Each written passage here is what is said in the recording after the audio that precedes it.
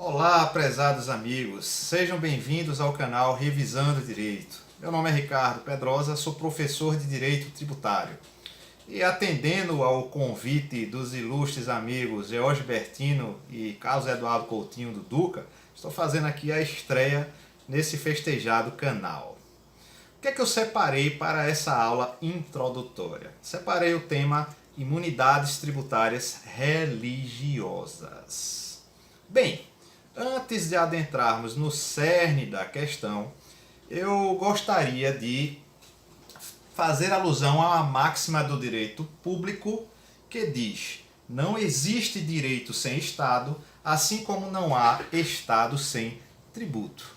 O que isso significa? Significa que o Estado Social, esse aí do seu artigo 6º da Constituição Federal, para existir e prestar serviços públicos nas mais diversas áreas, como, por exemplo, área de saúde, educação, assistência social, previdência, ele precisa de recursos.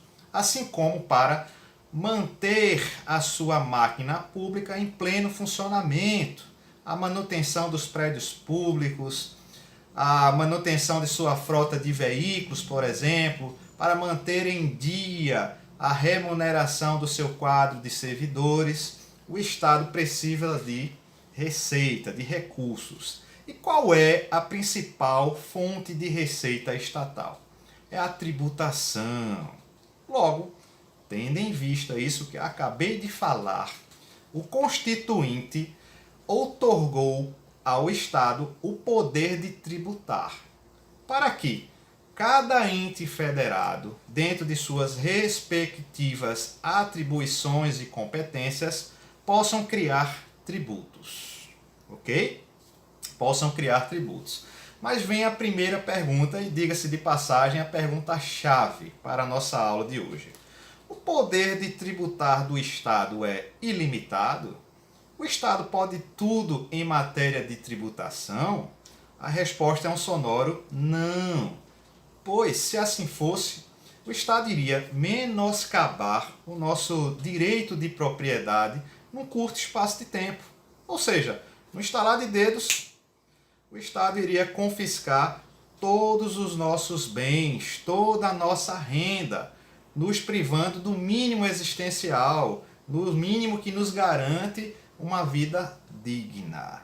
Logo, sabedor desse risco iminente, o Constituinte atinou: olha, não podemos dar poder ilimitado para o Estado. O risco é grande. Sabendo disso, ao mesmo tempo em que a Constituição outorgou o poder de tributar ao Estado, também delimitou essa competência. Aplicou recortes, delineou, aplicou os devidos contornos para esse poder de tributar. Nesse sentido, nós temos a primeira acepção da expressão imunidade tributária, ok? Nesse sentido, podemos afirmar que imunidade tributária é uma norma negativa de competência. Norma negativa de competência, uma vez que impede o Estado de tributar determinadas pessoas, bens, fatos ou operações, ok? Então, imunidade tributária é norma negativa de competência, porque aplica recortes na competência dos entes federados. Ao mesmo tempo, as imunidades tributárias também apresentam uma segunda acepção. Na verdade, as imunidades se apresentam como verdadeiras garantias fundamentais em determinados casos. Por exemplo, imagine aqui, lembre-se aqui da imunidade das taxas para a retirada de certidão de nascimento e de óbito para os reconhecidamente pobres na forma da lei, certo? Lá do artigo 5º. Isso é uma imunidade, que é uma garantia, que está aqui se assegurando, certo? O direito fundamental da dignidade da pessoa humana, ok? Está se garantindo ao pobre o direito de nascer e morrer sem pagar tributo. Nascer e morrer de forma digna. Ok? Nesse sentido, Ricardo, em que consiste a imunidade religiosa? A imunidade religiosa está disposta lá no artigo 150, inciso 6º, a linha A da Constituição Federal.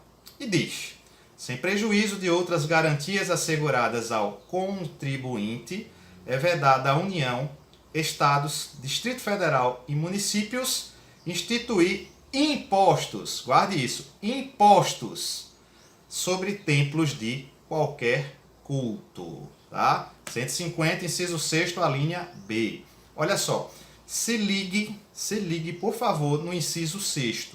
Circule no seu vadimeco, na sua Constituição, o termo impostos. Porque a imunidade do 150 se refere a impostos apenas. Logo, não abrange outras espécies tributárias, como taxas e contribuições especiais, tá? Então, vamos lá. Ricardo, o que significa essa expressão templos de qualquer culto? Significa apenas aquele local no qual os fiéis daquela instituição religiosa se reúnem para cultuar o seu Deus? A resposta é não. O STF firmou o entendimento no sentido de que, por templos de qualquer culto, também se compreende os prédios anexos. Como assim prédios anexos? Imagine uma igreja, certo? A igreja tem aquele local de culto, onde se realiza, onde é celebrado os ritos e os cultos, ok? Mas também pode ter uma cantina, pode ter uma livraria, pode ter um estacionamento para os fiéis, certo? Então, tudo isso aí estará abrangido pela imunidade religiosa, ok? Ricardo, a residência, a casa da igreja cedida para o pastor, para o padre ou demais sacerdotes, também goza de imunidade religiosa? Sim, gente. A casa também será objeto de imunidade. Logo, não haverá cobrança de IPTU. Ok? Ô Ricardo, e em relação aos cemitérios? Veja só, em relação aos cemitérios teremos duas situações distintas. No primeiro caso, o cemitério, se for considerado uma extensão da instituição religiosa, no sentido de que o cemitério está ali para beneficiar os fiéis, tá? No momento mais difícil da sua vida, para que eles possam fazer o velório, o sepultamento de seus familiares, e para tanto só cobrem uma taxa irrisória, uma taxa simbólica, tá? Nesse sentido, esse cemitério também será imune. Não haverá incidência de ISS, de IPTU, tá? Isso é pacífico. Mas, no entanto, a morte nos dias de hoje virou mercadoria de valor. Não é à toa que determinados cemitérios estão se lançando na atividade econômica de modo voraz. Você encontra jazigos hoje na ordem de 100, 200, 300 mil reais ao redor do país. Então, está notório, tá? Está notório o caráter lucrativo nesse caso. Então, não há que se falar, tá? Em cemitérios dessa natureza em imunidade tributária. Vai se pagar tributos sim, ok? Mas no cemitério, que é compreendido como uma mera extensão da igreja, no sentido de dar assistência aos seus fiéis, esse cemitério estará coberto pela imunidade religiosa, ok? Tranquilo? Gente, tem uma situação bem curiosa. Veja só. Imagine que a Igreja Católica de sua cidade, certo? Seja proprietária de um excelente imóvel no centro da cidade e resolva alugar esse imóvel para um shopping center. A pergunta é a seguinte: esse imóvel será imune à cobrança do IPTU? Haverá cobrança de IPTU nesse caso concreto? A questão, gente, chegou até o Supremo. E o Supremo expusou o entendimento no sentido de que, Sentido de que, olha só, se o produto do aluguel for empregado, for utilizado nas atividades essenciais da instituição religiosa, esse imóvel será imune à cobrança de IPTU. Logo, se a Igreja Católica, nesse caso concreto, aplicar esse aluguel em suas atividades essenciais, no sustento de seus funcionários, do seu sacerdote, na manutenção do prédio da igreja, em obras de caridade, em obras de missões, não há que se falar aqui em cobrança de IPTU, tá? O imóvel será imune à cobrança de IPTU. Interessante essa situação, né? Agora, Ricardo, me diga uma coisa. O que uma instituição precisa fazer para gozar da imunidade religiosa? O Supremo firmou o entendimento no sentido de que, para que uma instituição tenha status de religiosa e, por conseguinte, goze da imunidade religiosa, é necessário que ela atenda, que ela apresente a tríplice marca da religião. Em que consiste essa tríplice marca da religião, Ricardo? É o atendimento concomitante a 3 requisitos. Que requisitos são esses? Espiritualidade, profissão de fé e prática de virtudes. Por espiritualidade se entende o seguinte: aqueles fiéis, quando se ajuntam, eles procuram transcender, eles procuram elevar a sua alma em direção a um ser supremo, a um ser superior. Se a resposta for sim, primeiro requisito atendido. Segundo requisito, profissão de fé. Essas pessoas declaram publicamente a sua fé. Elas dizem: eu sou católico, eu sou evangélico, eu sou umbandista, eu sou kardecista, eu sou budista. Se a resposta for sim, for positiva, segundo requisito atendido. Terceiro e último requisito, prática de virtudes. A doutrina dessa instituição estimula as pessoas a serem pessoas melhores, a praticarem o bem para com o próximo, a serem mais altruístas. Se a resposta for sim, terceiro requisito atendido, a instituição será considerada religiosa e, por consequência, gozará da imunidade religiosa. Ok?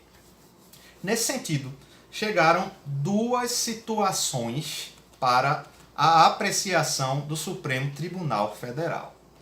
A primeira delas foi acerca da maçonaria.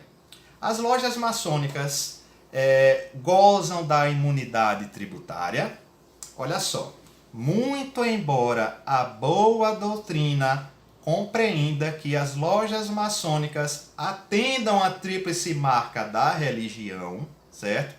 O Supremo entendeu que não. O ministro relator Ricardo Lewandowski se apegou a um ponto do Estatuto da Maçonaria, que diz que a maçonaria não é uma religião.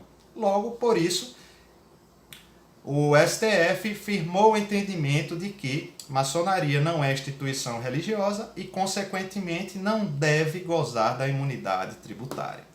Agora chegou uma situação bem curiosa, gente. Foi a situação das igrejas satânicas.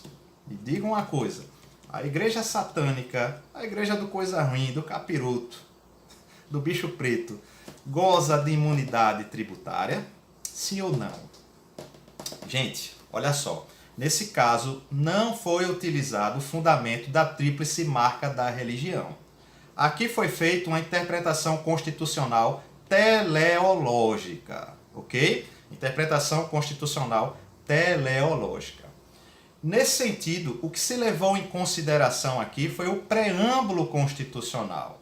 Observe que lá no final do preâmbulo constitucional, o Constituinte afirma que aquela Constituição está sendo promulgada sob a bênção de Deus, debaixo da bênção de Deus.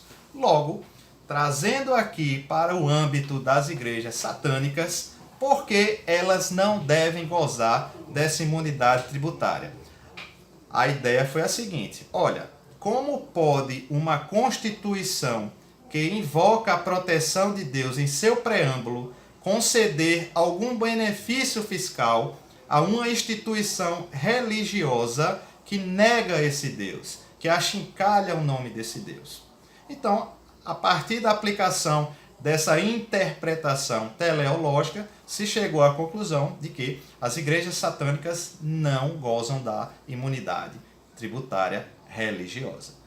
Pois bem, pessoal, isso era o que eu tinha para a primeira aula introdutória, o tema imunidades tributárias. Na próxima aula, iremos abordar as imunidades recíprocas da linha A, ok? Grande abraço e até a próxima.